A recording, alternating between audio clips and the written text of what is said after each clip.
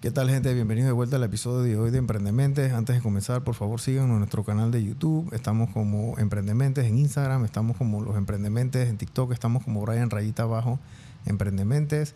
Sigan el contenido de nuestros patrocinadores, Más Móvil Negocios y Altos del María. Y también sigan y compartan el contenido de nuestro invitado del día de hoy, que es la mejor manera de nosotros apoyar a los emprendedores. El invitado del día de hoy es el señor Cristian Torres de la banda Los Rabanes. Para mí es la mejor banda de rock aquí en Panamá. Yo personalmente escucho la música de ustedes hace muchos años, y esta es una entrevista que se ha venido dando, que se ha tenido que dar hace mucho tiempo, pero bueno, por temas de tiempo no hemos podido. Cristian, cuéntame cómo comienzas tú en la música y cómo comienza este tema de Los Rabanes. Ustedes siendo de Chitré, cómo se conocen, qué hacen y cómo llega Cristian hasta donde está ahora y cómo llegan Los Rabanes en ese camino. Ok, primero que nada, hermano, muchísimas gracias. Por brindarme este espacio aquí y compartir con ustedes. Mira, en efecto, nosotros somos pues de la ciudad de Chitré. Yo personalmente vengo de una familia que tiene una trayectoria folclórica desde los tiempos de mi bisabuelo, Nino Rodríguez, que fue muy reconocido en diversas cosas, en la música, como poeta, como escritor. Posteriormente, bueno, por hacerte algo de historia de mi familia, tengo también a mi tío abuelo, el hermano de mi abuela, el señor Bolívar Rodríguez, que también compositor y una persona también muy conocida en el folclore. O sea que yo, desde que tengo uso de razón, yo estoy involucrado con la música, ¿ok? Pero el momento que yo sé que es el antes y el después, podía tener yo aproximadamente como 4 años de edad. Y yo estoy viendo unas caricaturas donde unos 4 muchachos tocan instrumentos y cantan canciones. A mí me gustó tanto las canciones y la caricatura en sí, que yo vengo y les comento a mi mamá, mira que esto, un niño de 4 años, explicándole a su mamá. Y al día siguiente mi madre se sienta conmigo a ver esa caricatura y resulta ser que ella me dice, ellos son reales, ellos se llaman los Beatles. Y cuando yo era muchacha y tenía 14, 12, 13 años, yo era fanática de los Beatles. Y me lleva a su habitación y debajo de su cama ella tenía varias cajetas. Entre una de esas cajetas había una donde tenía discos de acetato, recortes de revista, y me empieza a enseñar. En esos recortes estaba desde Elvis Presley, los Stones, los Beatles. De por sí los Beatles era su banda favorita y tenía más recortes de ellos y yo los empiezo a identificar y me empieza a mostrar sus acetatos de los Beatles, singles, los tengo yo todavía. Singles que eran como de, no sé, tenían un espesor gruesito, no como el de ahora, eran más gruesos que los de ahora, los acetatos esos. Y ahí es donde ya yo hago un vínculo total con la música. Yo empiezo a escuchar a los Beatles de arriba a abajo. Posteriormente empiezo a escuchar, mira, te escuchaba Menudo, también te escuchaba Camilo Sesto. O sea, estamos hablando de dinosaurios en estos momentos, ¿verdad? O sea, yo escuchaba la música, yo amaba mucho la música. De hecho, mi madre me decía, me dijo hace unos días atrás, ella me dijo, dije, oye, cuando tú eras niño, tú decías, yo quiero ser cantante. Y bueno, de ahí pasa todo el periodo, pues uno va creciendo, etcétera, etcétera. En Chitré todos nos conocíamos en ese entonces, la ciudad era un poquito más concentrada que hoy en día. Y digamos que nosotros nos veíamos en el Parque Unión, que esto, que el otro, ta. Llega un momento después de primaria, en secundaria, específicamente cuando tengo 16 años, o tenemos Emilio y yo 16 años, en el cuarto D del José Daniel Crespo, por primera vez quedamos Emilio y yo juntos en un salón. Y un amigo en común llamado Julio Santana sabía que Emilio tocaba guitarra y sabía que yo estaba aprendiendo a tocar guitarra. Y él hace como quien dice el junte. Un día se lleva a Emilio para mi casa. Emilio empieza, yo sí recuerdo una de las primeras canciones que Emilio tocó así a nivel de elite, haciendo punteo. Me imagino que para impresionar, tú sabes, uno está en esa onda. Sacó el himno de los Estados Unidos y yo estaba como que, wow, qué locura, que esto y que el otro. Y yo también acá tratando de tocar mis cosas, yo tocaba mucho menos. Yo no tenía la destreza que tenía él. De hecho, Emilio manejaba muy bien también el teclado, tocaba teclado en la iglesia, en la Catedral San Juan Bautista. Él tenía más recorrido musical pues en ese momento que yo. Y de ahí vamos empezando a tocar, dije, las primeras ideas, las primeras canciones, mostrándonos de todo, pues un poquito en lo que era la guitarra. Dado que Emilio tocaba mucha más guitarra que yo, me tocó a mí la responsabilidad entonces de ser el bajista, ¿no? De esas ideas que nosotros grabábamos. El bajo no era un bajo, sino una guitarra de estas de música de madera, pues esta guitarra donde yo tocaba eran las cuerdas graves, emulando pues supuestamente el sonido de un bajo. Y, o sea, empezamos a hacer canciones bobas, vacilando, que sea el compañero del salón, muchas cosas que iban por ahí, ¿no? Con un gran amigo también, Toby Centella, ya conformamos por primera vez lo que podía ser una banda, o sea, bajo, guitarra, batería, y seguíamos en ese vacilón. Esa unión no dio para mucho tiempo. De hecho, hoy en día Toby es baterista de una banda de covers muy importante aquí en Panamá. Pero en ese tiempo, bueno, se rompió y de ahí vinieron varias combinaciones. Javi, el baterista de Rabanes, Javier Saavedra, él había sido capitán de la banda musical de la Juan T. del Busto, de la escuela, y por ser eso fue como quien dice, tú vas a ser el baterista. Una cosa que... Tú tocas tambor, así que a ti te toca hacer la batería. Entonces, en ese entonces, había un junte muy grande de personas que estábamos en la música. Piwan, de aquí de la emisora, allá le decíamos Cuñi en ese entonces. Piwan también, vocalista, cantaba. Entonces todos nos mezclábamos. Emilio conmigo, Javi con el otro y el otro y así. De ahí fue saliendo una banda de punk que tenía Emilio, Javi y Piwan, que se llamó Los del 10º Piso, que de hecho hizo su bullita y ellos tuvieron la primera gira fuera de Chitré, que fue a Santiago, de hecho. O sea que eso fue un acontecimiento.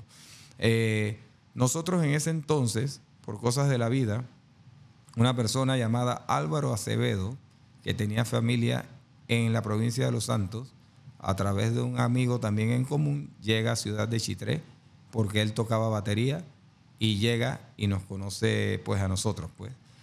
Y de ahí, de los gustos musicales que teníamos en común, que podía estar como entre Miguel Mateos, algunas bandas españolas como Seguridad Social, de ahí sale la idea de empezar a hacer canciones con la posibilidad de traer ese material acá a Ciudad de Panamá. Y sacamos una banda llamada Roman Coke, que ya tenía un corte, como te digo, un poco más pop. No era tan punk como los del 10º Piso. En esa banda éramos Emilio, Álvaro y yo. Y Álvaro tenía como compañero en la universidad este muchacho Miguel Esteban, de la emisora de la radio. En ese entonces él trabajaba en Estéreo Continental. Nosotros en la ciudad de Chitré, en una emisora llamada Estéreo Láser, nosotros pedimos que nos dieran la oportunidad de grabar una canción. De hecho, grabamos 2 canciones. Una se llamó Nómadas, la otra se llamó Pesadillas. Y años después vinimos acá donde el señor Tino Castro, un pequeño estudio que si mal no recuerdo debía estar en Betania. Llegamos a grabar una canción llamada Fuera de la Religión. Esa canción ya tenía un corte como...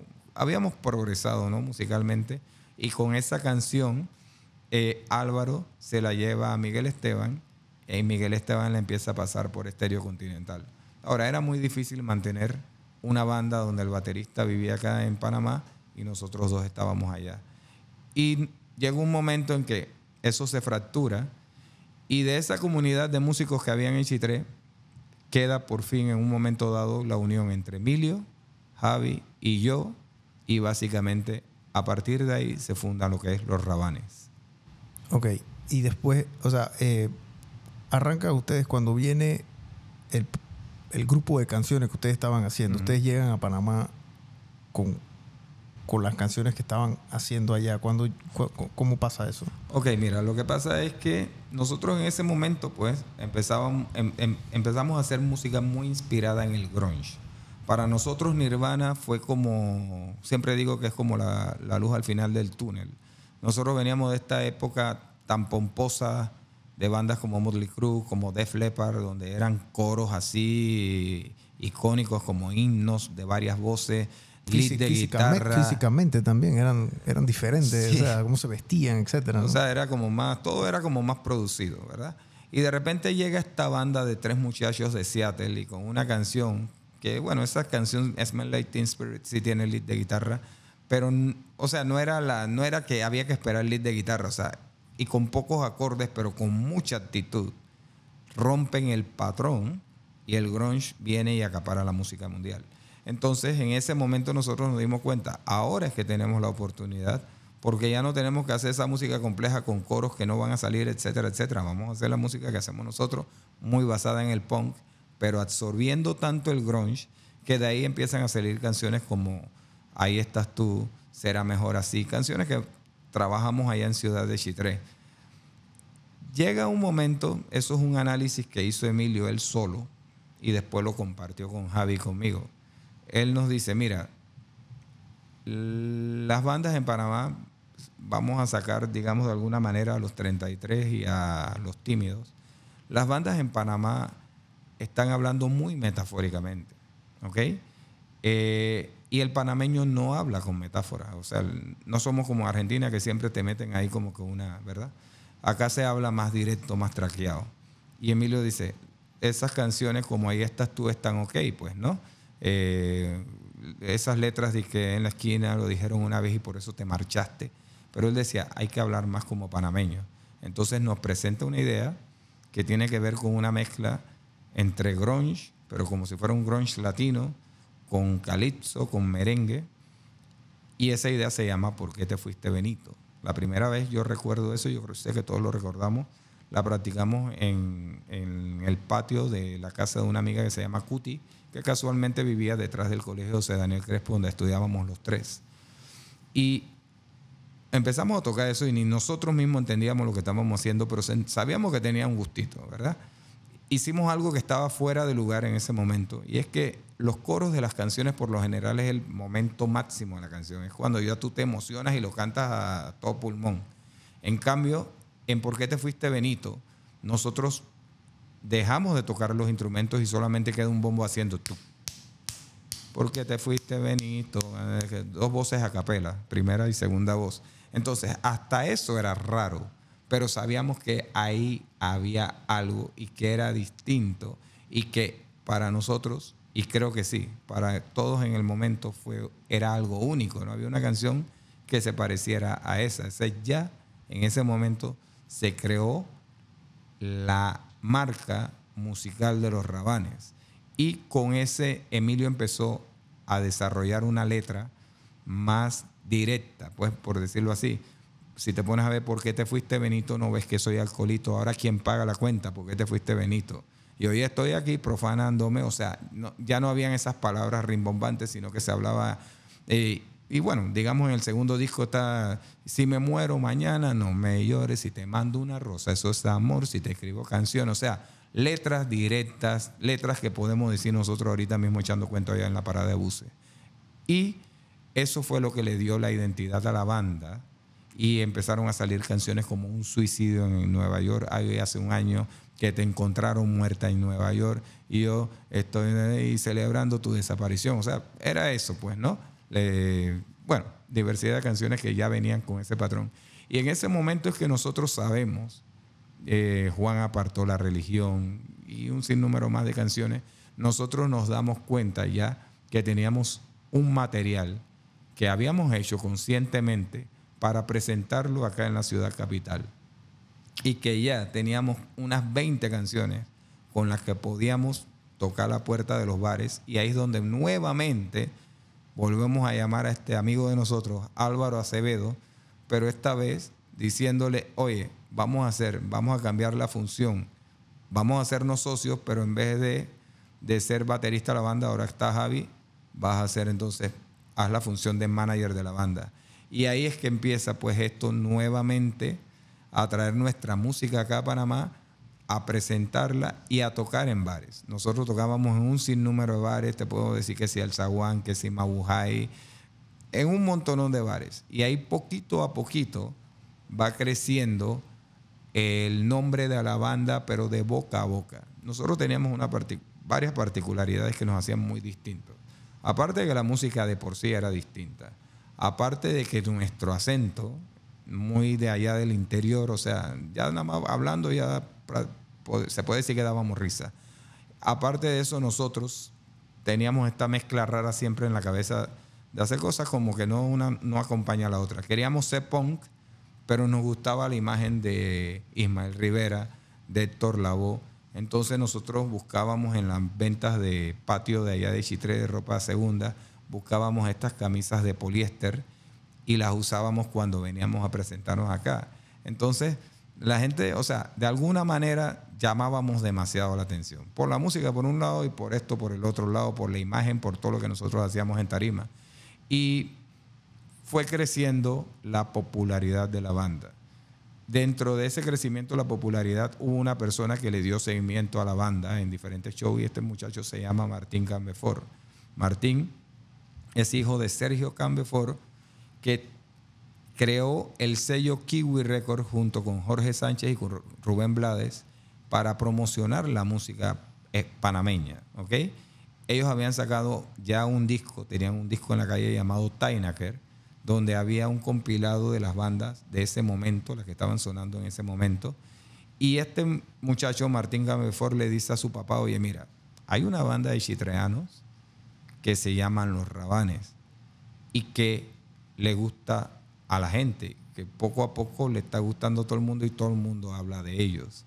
Sería chévere que lo escucharas y hablaras con ellos a ver si sacan un disco. Y básicamente eso fue lo que pasó. En un momento dado se da la reunión de Álvaro, nosotros y Sergio.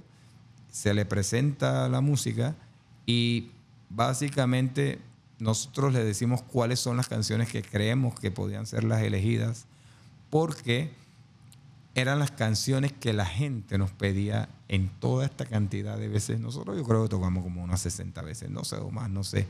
Aquí en Panamá tocábamos en fiesta de casa, tocábamos en todos lados. Donde los llamaran. Entonces, a donde nos llamaran. Y la gente nos decía, la de Juan de la religión, la de Clemente María, la de Benito, obviamente siempre. Ahí estás tú, también captaba mucho la atención de la gente. Y basado en las peticiones de la gente, nosotros conformamos el listado de canciones que venían en el disco, adicionales 2 experimentales que creamos en estudio, que bueno, creo que no se conocían, ¿no? Pero así fue que nosotros hacemos toda esta transición de Chitré y empezamos a colocar la banda en Panamá. Mire, para que la gente entre en contexto, pegarse en esa época era muy complicado. Era una época sin internet. Y ya esto no se da en las películas, pero estas películas de los músicos, que es las épicas de música, ¿no? Que es esta banda de rock, que tal, y entonces viene el scout de la disquera y va al bar a ver a la banda, etc. Eso se daba mucho en California y no sé qué. Eso ya no se da, porque ahora la gente le manda un video, toman una foto y lo subes tú mismo en Spotify. Y lo subes y ya, o sea, o en SoundCloud, lo que sea. Las cosas han cambiado mucho, pero a mí me gusta mucho escuchar estas historias, gente, porque estos eran unos pelados de Chitré que no era que eran conocidos de la música. Esto era la primera vez que se hacía. Ellos, dentro de su burbuja empírica, lograban saber, dije, hey, yo soy diferente, quiero hacer esto. O sea, eso es algo que tú naces con eso. O sea, a Emilio, que él haya escrito estas cosas y vamos a hacer esto y no sé qué, era una creatividad una sobre la otra, ¿no? El segundo disco, cuando ustedes llegan acá a Panamá, están tocando en tour, están tocando, cuando dicen ustedes, ok, vamos a grabar otro disco, porque ahí yo creo que las canciones del segundo disco, tienen esa misma esencia Rabanes, pero entonces comienzan a meterle otros arreglos y comienzan a meterle otros instrumentos. Yo me imagino porque ya tienen más músicos también y más presupuesto, ¿no? Porque más músicos son más plata también. Claro, también. No, pero mira, realmente nosotros con el primer disco, a través del sello Sony Disc International, SDI, era un subsello que Sony sacó para promover el rock latinoamericano, que en ese momento estaba demasiado fuerte. ¿Ok? Entonces se firma con ellos también para la distribución fuera de Panamá. Nos damos a conocer en Centroamérica, en México, en la parte baja de Estados Unidos, Puerto Rico. ¿Ok? Y tenemos la dicha de poder abrirle a grandes bandas del momento, a Terciopelado, a Auténticos Decadentes, a los Fabulosos Cadillac, sobre todo, que tenían el mayor ese era su momento más fuerte en ese entonces. Malvicho y Matador eran como que las canciones top de lo que era el rock en español. Y cuando nosotros hacemos todo esto, de todas estas giras y esto, esa convivencia da para que nosotros hablemos con Flavio Ciancharulo, bajista de Fabulosos Cadillac, y decirle, mira, tenemos una serie de canciones que queremos que tú las produzcas. Ya nosotros, hubo un paso muy fundamental entre ser los muchachos de Chitré, que tocábamos en Chitré y sacamos estas canciones. Yo siempre he dicho de alguna manera que me parece que el primer disco es un disco muy inocente. De hecho, yo lo comparo mucho con el primer disco de Motley Crue que se llama Too Fast for Love. Obviamente, no estoy haciendo una comparación, o sea, yo guardo las distancias, pero yo me refiero a que yo siento que el primer disco de Motley Crue también era muy inocente, de alguna manera. Entonces, ya nosotros, hay algo que te quiero comentar. Nosotros cuando vinimos a Ciudad Capital y empezamos ya a tener un nombre, nosotros empezamos también a ir a las discotecas, esto y el otro. Hay una discoteca en especial que estaba abierta en ese entonces llamada Dreams. En esa discoteca iban los Cracker Jack, no sé si te acuerdas. Quedaba así, claro, quedaba ahí en Vía España. Exacto, pero estaba esa música de vengo slow, vengo lento, vengo... Si quisiera estar allá en el mar donde el pulpo tiene oculto su jardín. O sea, nosotros empezamos a absorber la música panameña, pero no necesariamente fue inspirado en las bandas de rock, sino más bien inspirado en la música reggae nacional. Y nos hicimos amigos de todos estos manes, de Jan and Suppose, de todos estos manes, de Junior Rank, de Aldo Ranz, de toda esta gente. Y por eso hay una evolución musical bastante grande con el disco All Star. Ya no es un disco, vamos a decirle, rural, ya no es un disco que se hizo en Chitré, con esa inocencia. Es un disco que se hace acá en Ciudad Capital, agarrando más esencia de lo que era el urbanismo. ¿No? Esa influencia acá una canción donde se hace, digamos, de alguna manera, como quien dice, un homenaje a ese momento, es Reggaepon Panamá. Porque la canción, la forma de cantar, escupe mucho esa fortaleza que habla el reggaetonero panameño. Ten cuidado con la bomba nacional, que hay muchos discriminados, bueno, lo que dice la canción, ¿verdad? Pero si te das cuenta, ese golpeado de cantar, ¿no? Y esa inspiración de hacer los breaks de reggae, mezclado pues con lo que era la música rock. O sea, sí hubo una gran evolución y nosotros sabíamos que teníamos que dar un paso, que no podíamos quedarnos en hacer nuevamente la fórmula del disco ¿Por qué te fuiste, Benito? Y sí se dio pues que Flavio dice, ok, grabemos en Panamá, pero yo me quiero llevar el material grabado a Argentina, donde tenemos el estudio del Abasto al Pasto, y así fue como se da. Flavio viene acá a Panamá, entramos a los estudios Origen, grabamos todo esto con los vientos de Panamá, músicos, todo, percusión panameña. Posteriormente los teclados sí los hicimos entre Emilio y yo, y posteriormente Emilio viaja a Argentina para entonces estar con ellos y haciendo la mezcla. Hacer los últimos toques allá. Exactamente. Ustedes después comienzan a viajar. ¿Y dónde comienza a solidificarse? Porque ya digamos que son una banda a nivel latinoamericana. Ya están saliendo en MTV, ya están saliendo los videos de ustedes, están en rotación en MTV. Para los que no están viendo, antes MTV era el que decía si tú estabas pegado o no. Ya sea en el rock nacional, en el rock latino, en la música en los Estados Unidos. Ese era el que decía si sí o si no. Esa era la fuerza que tenía esa gente, ¿no? Ustedes comienzan ya o digamos que de los Estados Unidos comienzan a verlos a ustedes, cómo funciona, cómo dan ese paso. Ok, bueno, echando un poquito hacia atrás, como te digo, después que nosotros hacemos todas estas giras abriendo la Fabulosos Cadillac, nosotros nos consolidamos bastante en Centroamérica. El primer país donde yo te podría decir que nosotros llevamos la bandera panameña y la dejamos ahí conscientemente, fue en Costa Rica. En Costa Rica teníamos una popularidad muy grande y tocábamos muy seguido en Costa Rica. Posteriormente a esto, nosotros abriéndole a Fabulosos Cadillac, todo esto que te estoy hablando con el primer disco, nosotros abriéndole a Fabulosos Cadillac tuvimos la oportunidad de tocar en el Coliseo Roberto Clemente ante unas 15,000 personas. Era Fabulosos Cadillac, Auténticos Decadentes y nosotros como teloneros. El show ese que nosotros dimos ese día con estas dos super mega bandas fue tan contundente que incluso llamó tanto la atención como las de estas dos grandes bandas. Aparte de esto, hubo el segundo concierto latinoamericano de rock que se dio en Ciudad de San Juan, Puerto Rico, y eso sí fue como para unas 30,000, 40,000 personas. De hecho, Rubén Blades fue y Rubén cantó con nosotros en ese concierto. Wow. Entonces, esos conciertos marcaron en la popularidad de nosotros un antes y un después. Entonces, cuando nosotros sacamos el disco Rabanes All Star Volumen 2, ya nosotros teníamos, como quien dice, como dices tú, ¿no?, la posición que ya nos había dado la canción Suicidio en Nueva York, que había quedado entre el top 10 de las canciones de MTV. Éramos una banda que ya, o sea, ya se hablaba en diversos puntos de la parte este y oeste de Estados Unidos, la parte sur de Estados Unidos, México, Centroamérica, varias ciudades de Sudamérica. O sea que nosotros ya teníamos, como quien dice, un nombre, y empezamos a partir de ahí ya también a hacer las giras de nosotros, pues de Rabanes como tal. Nosotros, cuando llegamos a La Rana, porque ya se conocía Por qué te fuiste, Benito, y posiblemente un suicidio en Nueva York, otra cosa que, bueno, aquí no lo dije, pero un suicidio en Nueva York entró en el top 10 de los videos de MTV. O sea que cuando nosotros llegamos a Costa Rica, ya todo el mundo sabía de un suicidio en Nueva York, y por ende, tú sabes, ¿no?, tú echas para atrás, empiezas a buscar, y a la gente conocía el disco prácticamente. Y en La Rana, en ese bar que era aproximadamente 500 personas, la cuadra, había una fila.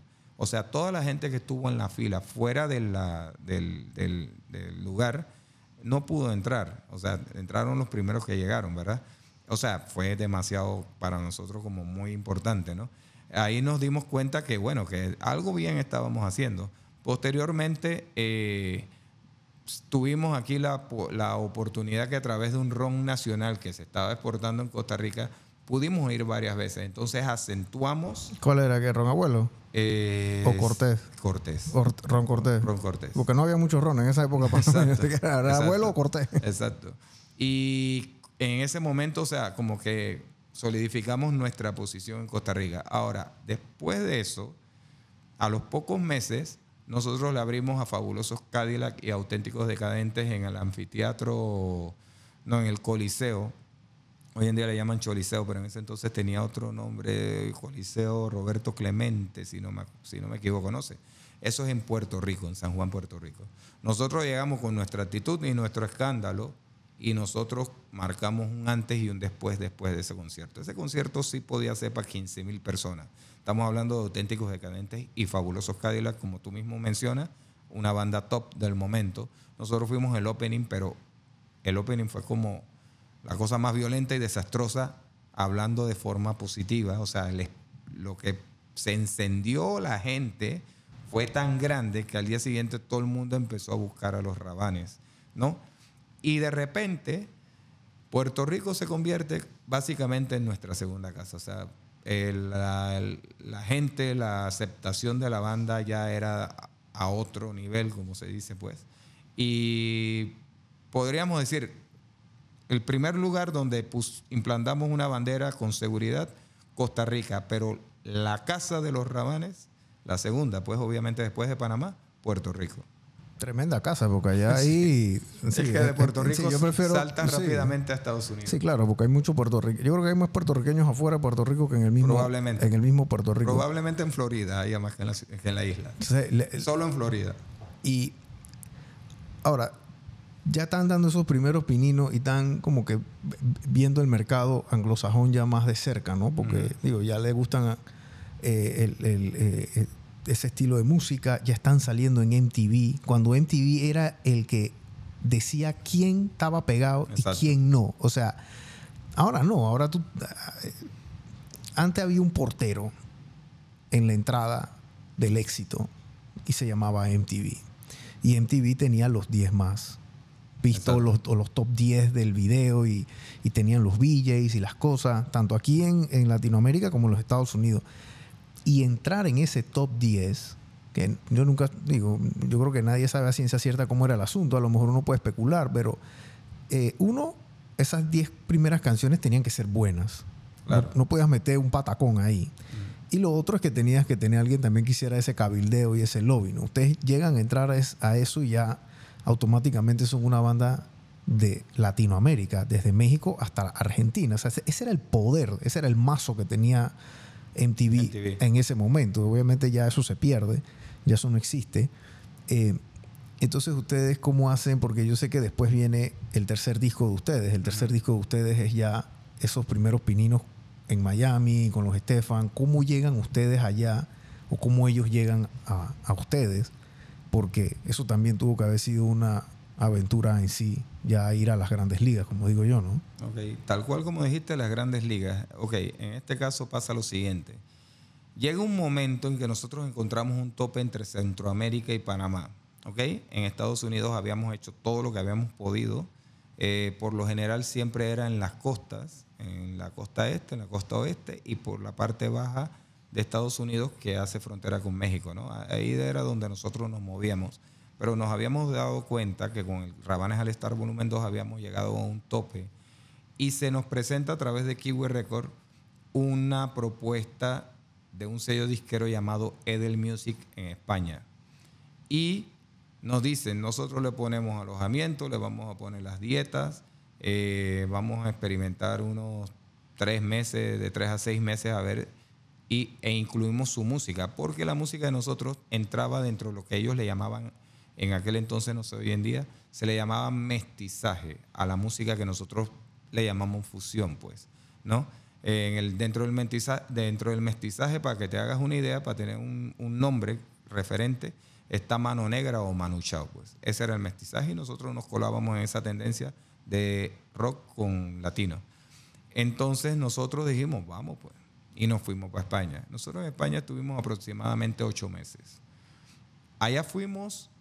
haciendo gira por toda España. Sí, pero haciendo giras de bares. Entonces, o sea, pasamos de abrirle a los fabulosos Cadillac, de estar haciendo giras importantes por México, por Centroamérica, haciendo giras realmente importantes y, como te digo, teniendo una segunda casa en Puerto Rico, a nuevamente empezar con 80, 100, por ahí, ¿ok? De personas y presentando, o sea, después del charco, te voy a decir una cosa que casi nadie sabe. Es verdad que Soda Stereo, de hecho, para mí es la banda más icónica pues, del rock en español. A mí me gusta mucho. Pero en ese entonces, que estamos hablando de 1997, cuando nosotros pisamos España, 97 prácticamente con 98. En ese momento Soda no se conocía en el otro lado del charco. Wow. Ni nosotros conocíamos, ahora Fabulosos Cadillac sí, porque Matador... Eso fue un hit mundial. Exacto, y después viene Malbicho y la termina de rematar y se acabó y son los Fabulosos Cadillac. O sea, para que tengas idea de la distancia que había en ese momento en la música, que hoy puede ser más fácil con Spotify, ¿verdad? Pero igual, bandas de allá nunca llegaron ni siquiera hoy en día a conocerse acá en Panamá y eran grandísimas en España. Entonces nosotros tocábamos por nuestro lado y también tocábamos en festivales con estas bandas más grandes, ¿verdad?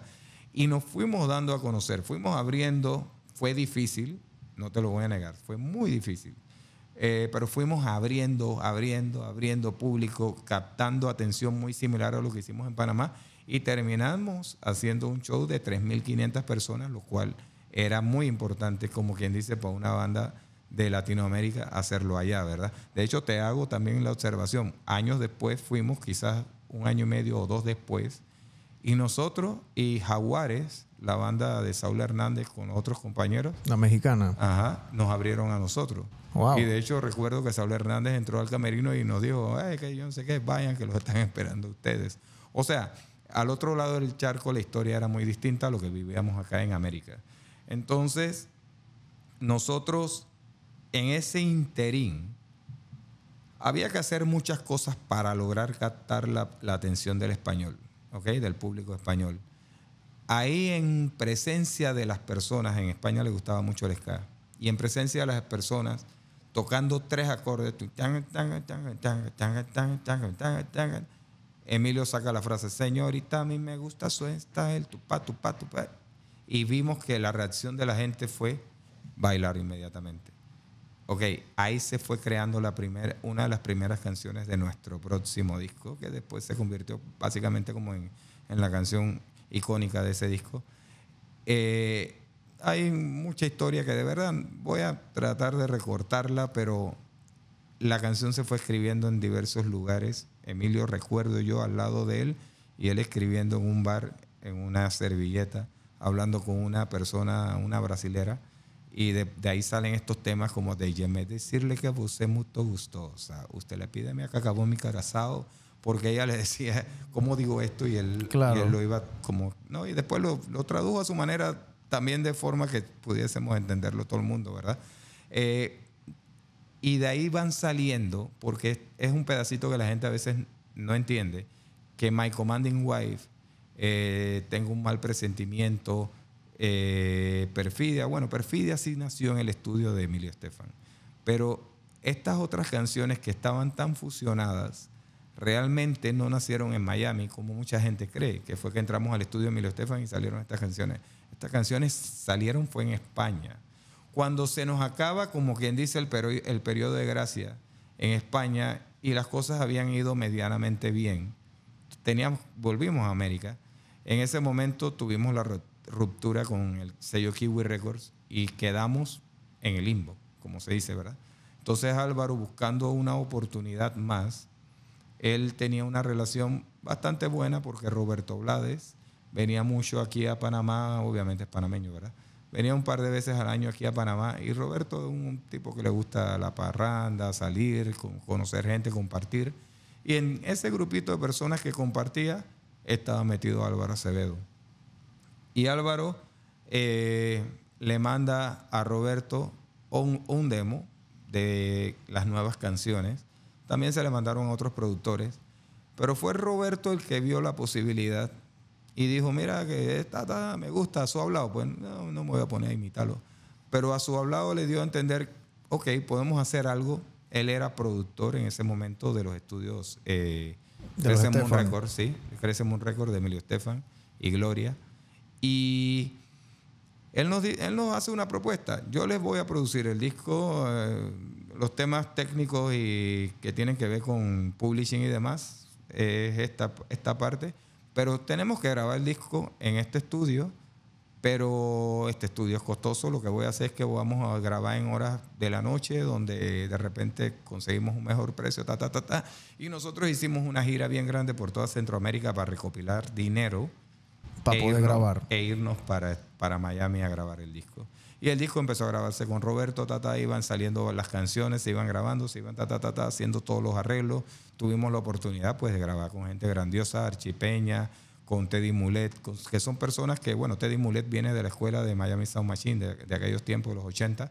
Eran músicos de carrera, ¿no? De carrera, y que habían estado toda la vida con Emilio. O sea, estamos hablando de gente que le graba a Disney, que le graba, o sea, gente... 20 Grammy por cabeza, o sea, tanto, esa es la crema de la crema ya, ¿no? Exactamente, así mismito, como lo acabas de decir. Entonces, llega el momento en que Roberto dice, le voy a mostrar esto a Emilio, ¿no? Y se lo muestra a Emilio. Emilio se queda ahí como con la idea, se lo enseña a sus hijos. Él tiene esa forma como de buscar opiniones variadas, y los hijos sí le dicen que eso sí está bueno. O sea, él, vamos a decirlo de una forma así, quizás para él era algo como que él no sabía dónde encajarlo, pues es que de por sí nuestra música es bastante difícil, ¿no?, de etiquetarla, de decir que si es rock, que si es latino, o sea, siempre está en una ambigüedad, ¿no? Entonces pasa una cosa bien loca. En esos momentos, creo que desde Madonna hasta Will Smith escucharon ese demo, ¿ok? Y todo el mundo decía, right, wow, porque total, para un norteamericano debe ser atractivo, ¿no?, que un rock pase a latino, ¿verdad? Pero hubo el momento, creo que de alguna manera un tanto crucial, fue porque lo escuchó este gran productor llamado Phil Ramone. Y Phil Ramone sí le dijo a Emilio, this is fresh, this groove, qué sé yo no hablo inglés. Y ahí fue como que ya, como quien dice, ok, ya tengo demasiadas opiniones. Y entonces se nos hizo la propuesta que acabas de decir, Grandes Ligas. Y esa fue la propuesta que se nos hizo. Grabamos en el estudio precisamente con estos grandes músicos.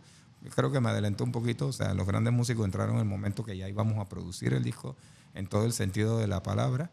Y se hizo entonces a través de Emilio Estefan, se hizo lo que es ya la distribución. Son dos cosas diferentes. Una cosa es grabar dentro de un sello disquero, pero ese sello disquero puede pedirle a un sello disquero más grande la distribución del producto. En este caso se le pidió entonces a Sony Music, el internacional. Claro. Y de ahí entonces nuestro primer single fue My Commanding Wife y pegó. Y ya, empezamos a girar, a tocar, a girar. O sea, fue un año de muchas presentaciones en Estados Unidos, Centroamérica, parte de España. Ahí fue que volvimos nuevamente y estaba Jaguares en ese momento allá. Parte de Sudamérica. Y posteriormente, dado el éxito de este disco, siempre Estados Unidos tiene una manera de proyectarse siempre como en largos periodos. Ellos no creen que tú tienes que hacer el batacazo de una vez. Ellos piensan a 5 o 6 años. Entonces venía nuestro segundo disco, que nuestro segundo disco es donde está, el disco se llama Money Pa' Qué, nuestro segundo disco con los Estefan. Ajá. Y sería el cuarto, ¿no? Sería el cuarto. Y sacamos la canción Bam Bam, que tuvo, quizás por el tema de la difusión ya de que veníamos del primer disco, fue más lejos, mucho más lejos que My Commanding Wife, pero sí pasa algo muy... La canción Señorita, a mí me gusta su style, es la que de alguna manera Bam Bam es igual de reconocida, igual es My Commanding Wife, igual es Perfidia, que Perfidia precisamente es una idea de Roberto Blades, que él nos dice, oye, grábense algo, siempre es como un buen gancho grabar una canción clásica. ¿Y qué tal que si Perfidia? Con su flow, ¿no? Con su flow. Ahí fue donde entonces Emilio Regueira dice, ok, está bien, vamos a hacer el ska, pero vamos a meterle una cosa que le dé aceite, ¿no? Vamos a envenenarla. Y de ahí entonces es que pasamos de la canción Mujer, si puedes tú con Dios hablar, y saltamos a Te gustó, en tu cara se te ve, quieres más, yo lo sé, o sea, ¿no? O sea, de alguna manera profanamos una canción, pero a la vez funcionó. Pues de hecho, funcionó a un nivel que mucha gente ha pasado, que ha pensado que la canción es de nosotros. Y realmente, bueno, tú sabes, es una canción mexicana de este señor, bueno, ahorita me acuerdo, que es un gran compositor, fue un gran compositor mexicano. Y ese segundo disco con los Estefan marca también o sea, ya básicamente nos habíamos consolidado. Y ya eso da producto a estas giras que te hablo. ¿Te acuerdas que hace un rato hablé del sponsor, el sponsoreo? Había todo esto en ese momento. O sea, las grandes marcas de licor, de ropa. Nosotros hicimos el Vans Warp, creo que se llamaba, donde éramos nosotros, Molotov, Juanes, La Ley y Enanitos Verdes, por todo Estados Unidos. Wow. O sea, había, ¿no? Tocábamos junto a la Maldita Vecindad y los Hijos del Quinto Patio. O sea, era el buen momento del rock latinoamericano, internacional, y gracias a Dios nosotros estábamos dentro del paquete. Antes de pegarse en la música, había que ser talentoso. O sea, tenías que tener otro factor, ¿no? El it factor, como le dicen los gringos, lo que sea, pero tenías que tener talento. O sea, no era tan fácil tú pegarte hoy en día con las redes sociales. Es muy sencillo para los que están subiendo, no sufren lo que las bandas de antes tenían que sufrir. Era más complicado. Es mucho más complicado en esa época. Pero sin esas bandas probablemente no hubiésemos tenido las bandas que hay ahora. Claro. Que hace poco aquí vino Male Branca, que es una baterista, y estamos hablando de eso. Lo complicado que es hoy en día como tal escena del rock aquí en Panamá, que no era ni la sombra de lo que era antes. Antes habían el tema de los toques, habían diferentes bares y entonces tocaban las bandas y yo me acuerdo que yo estaba, qué sé yo, 18, 17 años y yo iba a un bar aquí y yo los veía a ustedes tocando. O iba a un PH en Chitré y los veía a ustedes tocando. Exacto. O en las tablas y los veía a ustedes tocando. Pero después, a la semana siguiente, ustedes salían en las noticias y estaban tocando en Florida, o estaban tocando en México, o en Argentina, o en Colombia. Y entonces era como que para mí eso era como que, wow, yo acabo de ver a este señor el martes de carnaval en 1998 en el Pop Herrerano de Las Tablas, que para esa época estaban los All Star Volumen 2, que estaba pegadísimo. Era el momento, sí. Y después ustedes habían ido de viaje para no sé dónde. Y yo dije, wow, esta vaina ya está agarrando un nivel. Y eso para mí era impresionante, porque obviamente digo, soy fanático de la música de ellos. Hoy en día llega un momento que ya las bandas, digo, obviamente yo sé que no están en ese mismo trote, porque yo creo que la industria ha cambiado también. Mucho. Ya, demasiado. Sí. Ya el tema del rock no era lo que era antes, ya no se mueve como es. Ahora es más otra clase de música, que sea el reggaetón o las fusiones entre los reggaetoneros y el pop, etcétera. Pero cuando tú ves que esto comienza a cambiar aquí en Latinoamérica y en los Estados Unidos también, porque esto va como que poco a poco la industria del rock, inclusive en los Estados Unidos, siento que baja. Sí, total. Y aquí en Latinoamérica también, yo creo que allá comienza a bajar a lo mejor un poquito después, pero acá cuando tú sientes que comienza ese cambio a decir, y ustedes mismos, porque ya llega un momento que la edad también hace su trabajo, ¿no? Cuando ustedes dicen que ya las cosas han bajado las revoluciones. Sí, yo te diría que lo tengo muy claro. O sea, nosotros hicimos este disco llamado Money Pa' Qué, en este caso el cuarto de la carrera, ¿verdad? En ese lapso de tiempo, ahora no te puedo identificar, puede ser del año 2003 aproximadamente, viene un señor llamado Don Omar, que posteriormente en el disco siguiente de nosotros, el disco completo se llamó École Quoi, y pudimos grabar con él por una mera casualidad, que estuvo en Miami. Cuando nosotros grabamos ese disco, él estaba en Miami y lo invitamos a que participara. Él nos conocía de Puerto Rico. Y lo invitamos a que participara e hizo la canción Rockton junto con nosotros, ¿ok? Bueno, antes de ese momento que te estoy diciendo, el disco de École Quoi, todavía estábamos con el disco de Bam Bam, Money Pa' Qué. Viene Don Omar y viene y saca un palo llamado, si no me recuerdo, creo que era Pobre Diabla. Por ahí mismo lo acompaña con esa canción, dice dime si bailando te con... Esas eran las canciones. Cuéntale esa misma, ¿ok? O sea, Don Omar era el Bad Bunny de esa época. Empezó a agarrar fuerza. Lo que en ese momento creo que no me acuerdo si era reggaetón, underground, le decían allá en Puerto Rico, porque realmente eso era música underground. Entonces, ellos lo clasificaban como underground, pues, no era mainstream, ¿ok? Entonces, la cuestión es que va cogiendo fuerza. Esa música empieza a captar la audiencia, la radio, las discotecas, ¿ok? Los bares. Pero después viene un señor llamado Daddy Yankee y saca una canción que se llama La Gasolina, papá.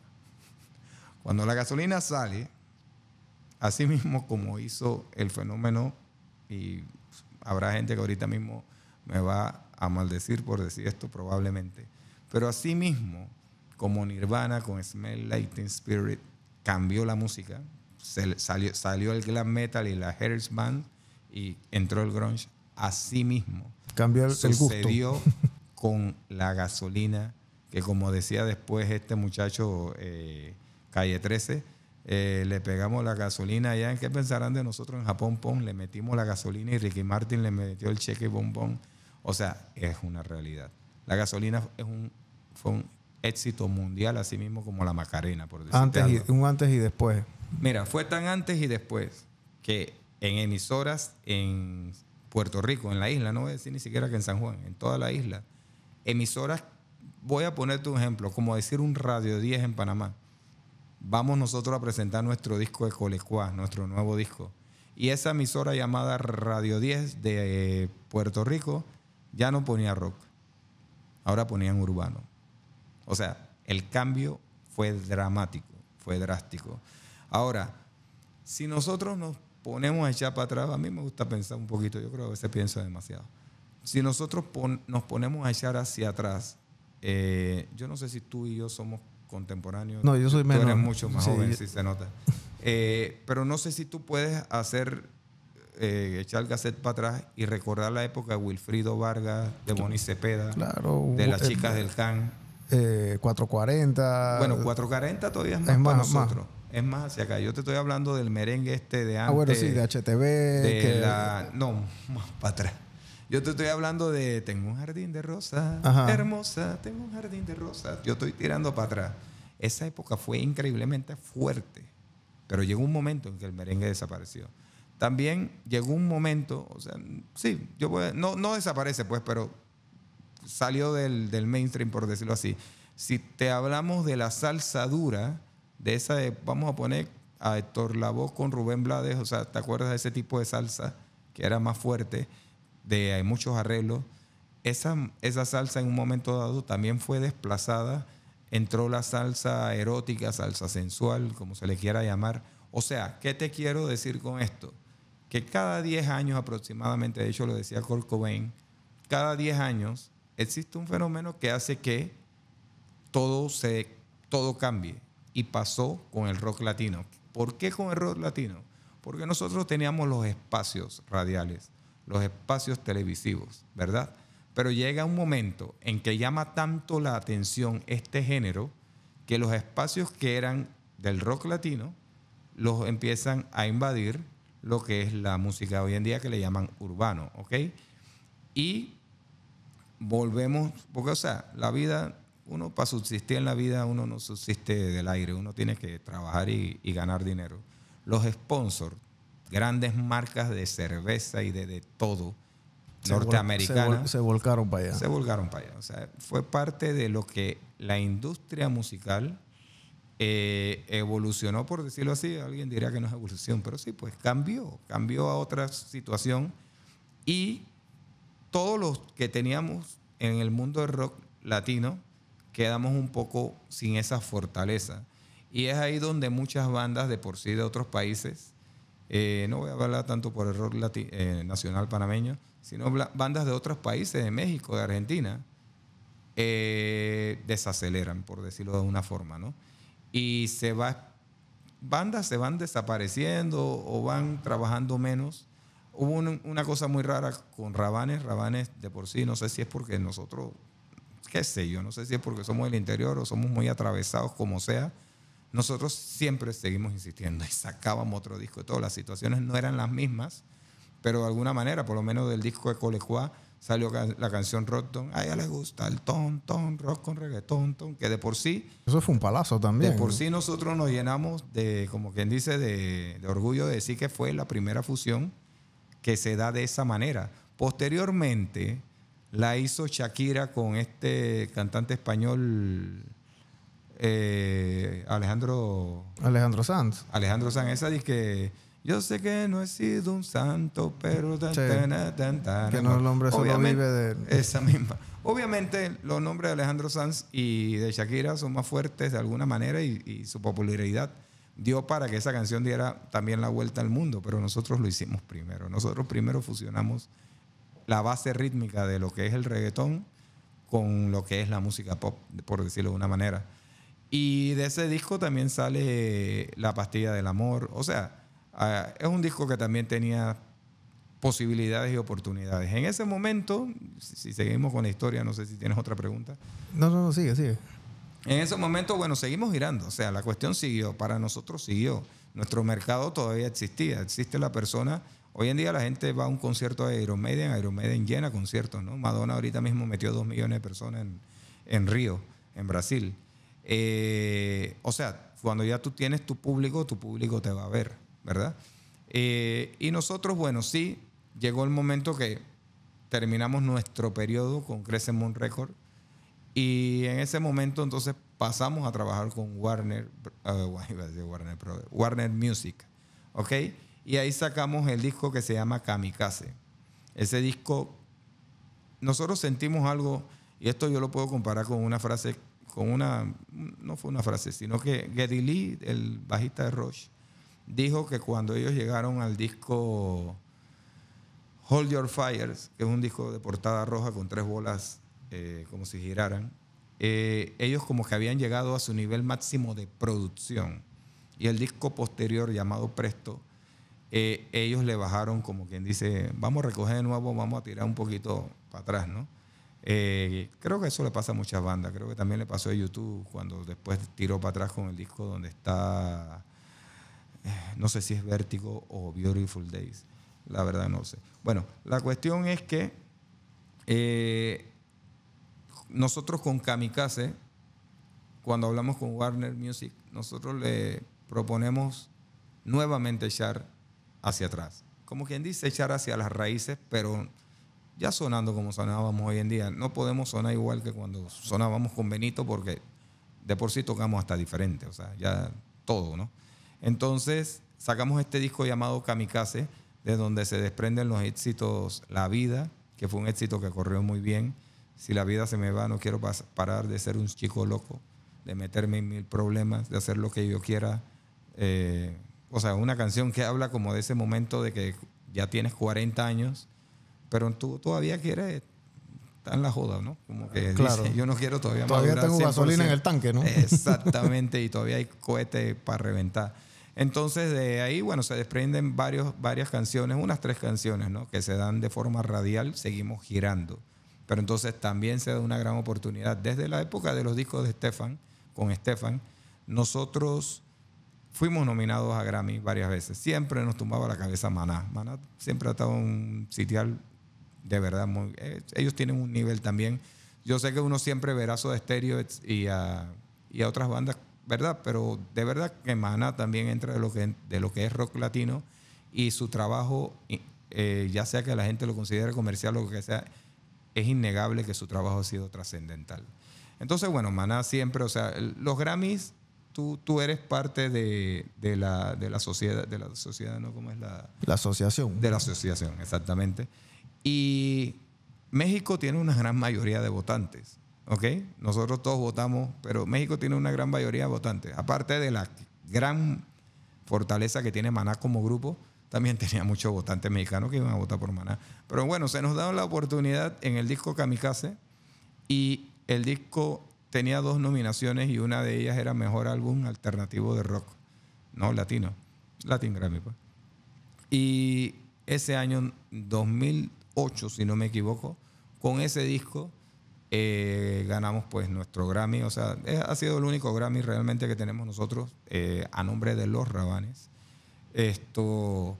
Y vamos a decir que fue un festejo, no solo para nosotros.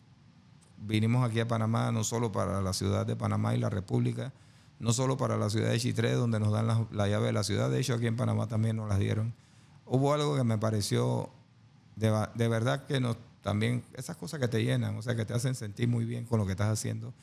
Y es que Centroamérica lo tomó como un Grammy también de ellos. O sea, nosotros de por sí, a raíz de esto te podría decir que nosotros somos la banda más icónica centroamericana, pues. Y, o sea, nos escribían de Guatemala, de El Salvador, de Costa Rica, de Nicaragua, de todas partes, de Honduras, de todas partes, y nos decían que nos ganamos el Grammy, nos ganamos el Grammy, nos ganamos el Grammy. O sea, fue un momento bien, bien especial, bien loco, ¿verdad? A veces uno no se espera estas cosas. O sea, tú haces la música, pero tú nunca estás grabando un disco diciendo voy a ganarme un Grammy, ¿entiendes? O sea, tú fuiste ese día, bueno, me imagino que fueron al evento, fueron al premio, y ustedes, sí. bueno... Fue en Las Vegas. Ey, esta vaina se la van a ganar los mexicanos. Si sus manes tienen de 100 votos, tienen 90. Estábamos ahí como quien dice. De hecho, pasó una cosa bien loca, que cuando dicen Los Rabanes, mis compañeros se pararon y yo me quedé sentado. Y de repente, ¡muévete! Porque como que yo lo estaba agarrando ahí como quien dice con calmita, ¿no? Claro. Y bueno, fue una super experiencia. También voy a decir, no voy a explicar muchas cosas, pero fue una super borrachera. Y bueno, fue un buen momento, de verdad. ¿Y ahora qué hace Cristian ahora? O sea, ya sales, digo, ya no estás tanto en la música haciendo tantos tours, me imagino, o sí, pero ¿qué estás haciendo? ¿A qué te dedicas? Me dijiste que estabas haciendo temas de fotografía. Yo he visto unas fotos también en tu Instagram que haces, o sea, ya estás explorando otras facetas del arte. Ok, bueno, déjame nada más decirte algo. Los Rabanes nunca dejamos de tocar. Seguimos haciendo tours, han sido más pequeños, son más esporádicos de alguna forma. Pero como te digo, ¿no? Hay seguidores fieles. De hecho, bueno, voy a hacer como quien dice la promoción. Ahorita mismo tenemos un tema. Nuevamente nosotros el año pasado volvimos a hacer La Mancuerna con Emilio Estefan. Y tenemos un disco que se llama Los Hombres También Lloran, el disco completo. Y ahorita mismo lo tenemos como single esa canción. Y te puedo decir con mucho orgullo que estamos número 19 esta semana en Billboard. Wow. Eso es bastante importante para una banda de rock y para una banda latina, ¿ok? Porque estamos en la competencia con Daddy, con Bad Bunny, con qué sé yo, con todos estos manes, Nodal y todos estos manes, ¿no? O sea que es importante estar en esa posición. Pero bueno, si vamos a hablar particularmente de mí, sí te puedo decir que en el año 2000, lo tengo bien claro, fue en el año 2000, estando en Miami grabando el primer disco de nosotros. Ese disco se llamó Rabanes, es homónimo, es de color naranja, donde está My Commanding Wife. En ese año yo compré una cámara fotográfica. Yo desde joven, yo siempre tuve una fijación con la figura femenina, ¿ok? Como joven, vamos a hablar que, o sea, vamos a ser realistas, ¿no? Habían hormonas y obviamente... Pero aparte de eso, yo también tenía una visual, una connotación que también se salía de la parte de la hormona, donde yo decía, algún día yo quiero hacer algo así, ¿ok? Y en el año 2000 yo compro una cámara fotográfica, todavía de película, y empiezo a hacer los primeros pininos fotográficos. Ahora, como era de película, tú te imaginarás, las tomaba acá en Panamá realmente, esperaba ir a Miami, las revelaba allá, o sea, era todo un cuento hasta que por fin, creo que 2 años después, encontré la computadora y encontré el Photoshop y me di cuenta que ya de la cámara digital, compré una cámara digital. Ok, para no hacer tan largo el cuento, en esos años, vamos a poner 2004, ya como que ya había fobiado bastante la cámara, conocía de iluminación, conocía de encuadre, de todo, ¿no? Había aprendido mucho, soy muy autodidacta y había aprendido mucho y ya había tomado muchas fotos, había tenido práctica. Me voy dando a conocer dentro del nicho de lo que es la fotografía boudoir, sensual, erótica, como quieras llamarle, nunca pornografía, nunca jamás, hasta el día de hoy. Y hay gente que ya empieza a atreverse y que no, pero mira que las fotografías de él son buenas y empiezan a hacerse fotos, muchas fotos de desnudos conmigo. Entonces creo un nicho dentro de Panamá que no es que antes nadie lo hubiera hecho, sino que nadie lo había hecho con tanta constancia y consistencia como yo, al nivel de que, bueno, de que se convierte como que, hey, si son fotografías, como vamos a decirlo, si son fotografías en pelota es con Pipón de los Rabanes. Pero bueno, yo lo hice con tanta seriedad que el personaje de Pipón al final no absorbió el personaje o sea, quién soy yo cuando agarro una cámara, que lo hago con mucho profesionalismo. Y fue aproximadamente en el año 2007 que yo llego a hacer una exposición de 24 fotografías en gran formato, donde hago una mezcla, traté de hacer 2 cosas, aunque hay una foto de esas 24 que no va con los requisitos. El requisito era usar una sola luz en todas las fotos, jugar con mucho contraste de sombras y claros. Y el otro requisito era darle una manipulación a los colores con Photoshop. Eso fue lo que yo quise crear en ese momento. En ese momento también estaba el arquitecto Igor Kurani, abriéndose paso dentro de lo que era el mundo digital, que hoy en día creo que es el top de Panamá en lo que es obras de arte digitales. Pero me acuerdo, ¿no? Porque yo conversaba con él, le preguntaba cosas, La cuestión es que en ese momento hay una fotografía que tiene 2 luces, por eso que dije que hay una foto que rompe el esquema de las demás. En ese momento, la fotografía iban habían connotaciones incluso hasta con cuerdas y cosas así, o sea, pero como te digo, siempre de una manera muy, muy elegante. Y en ese momento, 2007, ahí sí se revienta mi nombre a partir de esa exposición. Como un fotógrafo. Sí, y me dio esa característica de que no es solo una fotografía, lo que vas a tener es una fotografía con algo de arte, vamos a decirlo de esa forma, ¿no? Yo abrí un estudio de fotografía, calle 68, San Francisco, y lo tuve desde el 2007, 2008 probablemente, hasta pandemia. Yo siempre alquilé, o sea, digamos que, bueno, la verdad me iba bien dentro de todo. Después exploré la filmación y la filmación sí la llevaba más al marco de lo que era publicidad en general. Dentro de la fotografía también hacía fotografía de, ponte una lata de X producto, cosas así, o sea, cosas que la gente no se imagina, porque tú sabes que eso sale en una valla, pero no dice abajo que la tomó Cristian, ¿no? ¿Entiendes? Claro. Entonces, Pero yo también hacía de todo un poco. No hacía bodas, no hacía niños, no hacía mascotas, pero me metía en otras cosas, en fotografía de arquitectura, en otras cosas también me metía. Y bueno, en pandemia, como te digo, tuve que cerrar lo del estudio. Ya después de eso, digamos que tuve una muy buena racha y de hecho hoy en la mañana me chateaba con una persona que se hizo fotos hace mucho tiempo y que nuevamente quería hacerse fotos conmigo. Estábamos planificando eso. Y ella me dijo, mira, me hice fotos hace como 15 días con un fotógrafo muy, yo diría que ahorita mismo es uno de los del momento, de los top.